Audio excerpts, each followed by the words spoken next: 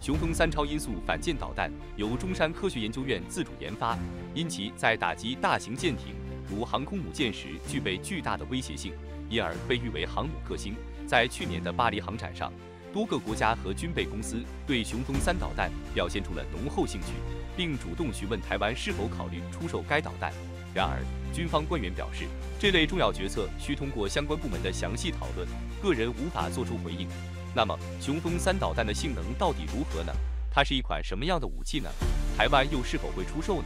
接下来就让我们一起来看看雄风3超音速反舰导弹吧。根据《自由时报》的报道，雄风3导弹是一款射程在130至150公里之间的超音速反舰导弹，是台湾主要的反舰武器之一。雄风3导弹因其强大的打击能力，尤其是在摧毁航母等大型目标方面，吸引了许多国家的关注。自从中山科学研究院公开该导弹以来，多个国家和国际防务公司通过不同渠道咨询了雄风3的详细信息，并表现出了购买兴趣。在巴黎航展期间，这一导弹的表现更是成为焦点。然而，军方官员明确表示，由于雄风3导弹刚刚进入量产阶段，且作为特殊军事装备，其是否对外出售需根据台湾政策和中山科学研究院的意愿来决定。对于有购买意向的国家，可以进一步进行讨论，探讨未来的合作可能。自2007年起，台湾军方启动了雄风3导弹的采购计划，并在2015年完成了该计划，历时9年，成功完成了雄风3导弹的采购与部署。据外界消息，雄风3导弹的生产数量为120枚，推测每枚的单价大约为1亿元。然而，中山科学研究院雄风计划的前总工程师张成曾表示，雄风3导弹的实际成本仅为千万级别，并强调台湾在武器研发方面的能力远超外界预期。2015年7月1日，台湾海军金江舰在左营军港发生了一起不幸的导弹意外事件，雄风3导弹误发，并在2分钟后击中澎湖外海的响力生渔船。尽管导弹未引爆，但它高速穿透了渔船的驾驶舱，造成船长当场死亡，3名船员受伤。这起突发的事件引发了两岸社会的紧张情绪。尽管事故带来了悲剧，但也意外地再次证明了雄风3导弹的强大性能。台湾或许可以借此机会将其作为宣传素材，推动雄风3导弹的国际销售，打开全球市场。雄风3导弹之所以在同类产品中脱颖而出，主要体现在以下几个方面。首先，其操作简便，仅需一名拥有4年经验的士官，通过10几分钟的简单步骤就能完成目标输入、发射前检查等操作，几乎像玩电子游戏一样轻松。其次，雄风3导弹具有极高的精准度，能够在雷达回波密集的区域准确锁定若反射的目标，发射后以超音速低空弹道击中目标，误差几乎为0。第三，雄风3导弹的成本远低于外界预期，外界普遍认为其单价约为1亿元台币，但曾任大学教授的张静透露，雄风3导弹的实际成本仅为千万级别，成本优势使其具备了更强的市场竞争力。如果能够进行外销，雄风3导弹的价格和利润空间将更具吸引力。雄风3导弹的成功研发与应用，展示了台湾在军事技术方面的巨大进步。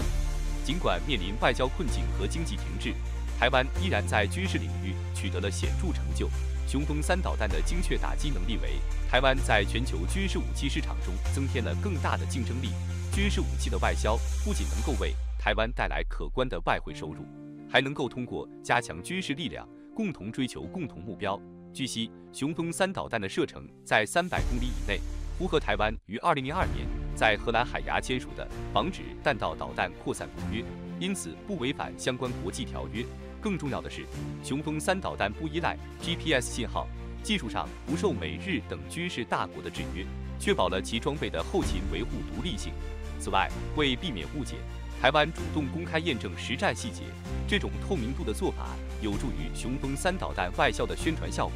若能配合适当的推广，将会取得显著成绩。回顾1982年福克兰群岛冲突时，由阿根廷的超级军旗攻击机发射的飞鱼反舰导弹成功击中英国皇家海军的雪菲尔号驱逐舰，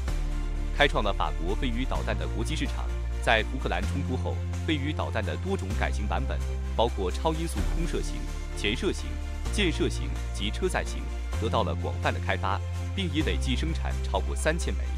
其中仅不到10%被法国自用。很多国家纷纷投入巨资引进飞鱼导弹，包括德国、英国、巴基斯坦、阿联酋、新加坡、南非、巴西等近20个国家。飞鱼导弹的成功不仅推动了法国对其第3代产品的研发，也让这一款短程反舰导弹在国际市场上得以畅销。在2023年10月期间，台湾强调通过大规模采购创造社会和经济效益，预计总投资将达到2500亿元台币。雄风3导弹作为其中的一项重要资产，蕴藏着巨大的商业潜力。今年3月，中山科学研究院向蔡英文详细展示了雄风3导弹的市场前景。蔡英文对此表现出了高度关注，表明他对商机的重视并非仅停留在言辞上。然而，从实际操作来看，将导弹各个部件分开销售，可能不如整体外销更具优势。整体销售不仅能够为台湾在国际舞台上争取更多外交空间，还能带来可观的经济回报。因此，开放雄风3导弹的国际市场，无疑是一个多赢的战略选择。最近的媒体报道揭示了一项重要进展：台湾雄风3型超音速反舰导弹即将进入量产阶段，而这一版本的增程型导弹预计将获得更高的战略地位。台湾军方不仅计划在海上和陆地部署雄风3型，还计划将其纳入 IDF 战机的武器库，实现空中发射。如果这一计划得以实现，雄风3型将成为一款全能的反舰导弹，能够从海面、陆地和空中3种平台发起攻击，真正体现其在3栖作战中的优势。这种发展趋势不仅仅是台湾的独特之举，实际上在菲律宾与印度之间的武器交易协议中，布拉莫斯超音速反舰导弹也展示了其多功能性。该导弹具备箭射、暗射、空射和潜射等多个版本，旨在满足不同军种的作战需求，最大化其战术运用，并扩大出口市场。例如，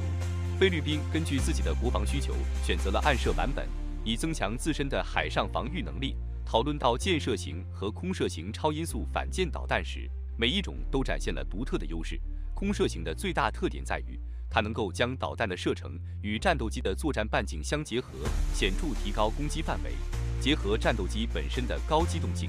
两架战斗机可以从不同方向同时对敌方舰艇发起精确打击，使敌舰面对多个方向接近的超音速导弹时陷入混乱。这种攻击方式不仅可以突破敌方防空系统，还能有效增强战术灵活性，提升战斗力。据报道，空射型雄风3型导弹计划将安装在 IDF 战斗机上，这无疑提出了一项技术挑战。IDF 战斗机以其轻量化和精巧的设计著称，早期设计时就面临了航程和载弹量的限制，而现在需要装载更大、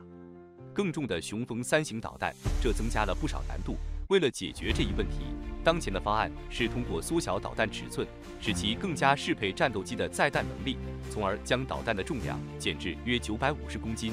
尽管这种调整可能导致射程的缩短，预计射程将降至大约120公里，但这种紧凑型的设计使得武器更加易于装载。这一变化让人联想起布拉莫斯导弹的改进过程，特别是在减少尺寸和射程后，成功推出了布拉莫斯 NG 版本。装备了这种新型雄风3型导弹的 IDF 战斗机在实战中的表现将如何呢？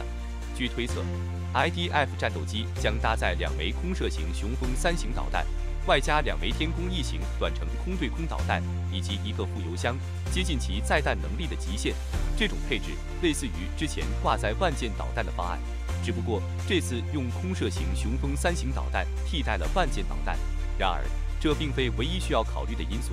IDF 战斗机的雷达和航电系统主要针对空战任务进行优化，但在执行制海和对地攻击任务时，可能会遇到一些限制。尽管经过翔展升级后， IDF 在对地攻击能力上已有所提升，但是否能同样增强其在制海任务中的表现，目前外界尚无明确答案。因此，是否将空射型雄风3型导弹整合进 IDM 或勇鹰教练机中，仍然面临许多技术和实用性上的挑战。在做出决定之前，需要对技术可行性、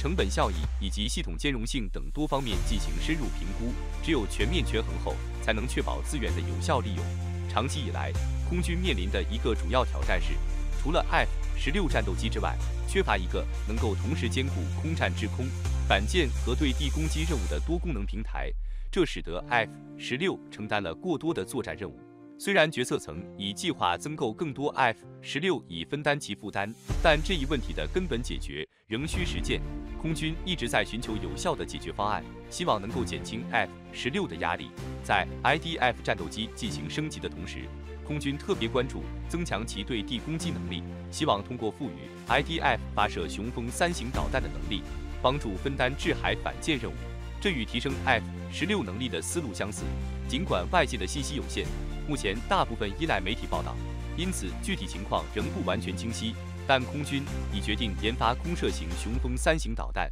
将雄风3型导弹配备给 IDF 等轻型防空战机，一直被认为是一种颇具挑战性的创新思路。这一提议也常常遭遇批评。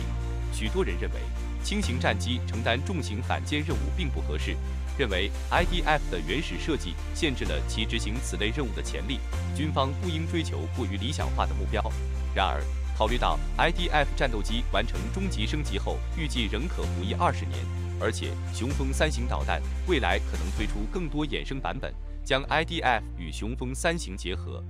提升其整体打击能力，似乎是一个自然的发展方向。好了，本期内容到此结束。对于这些信息，我们非常欢迎大家在评论区分享你们的看法和讨论。如果对于内容有任何补充或不尽完善之处，也请在评论区留言，以便我们进行更新和完善。我是环宇哥，咱们下期再见。